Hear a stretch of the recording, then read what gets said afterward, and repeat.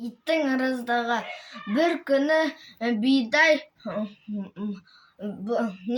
жоғарыға шейін дәндері өсіпті. Сөйтіп бір күні бір әйелдің баласы дәрет сындырыпты. Сөйтіп сүртуге сол бидайдың басын жұлып апты.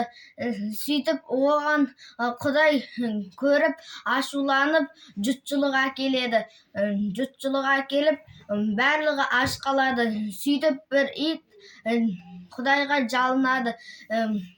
Құдай, менің несібемді бере көр дейді.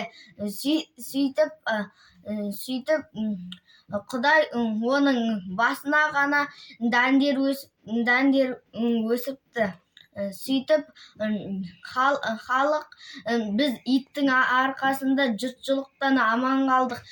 Сөйтіп ел ит бізді құтқарды деп оның құрметіне 7 қазынаға кіргізіпті.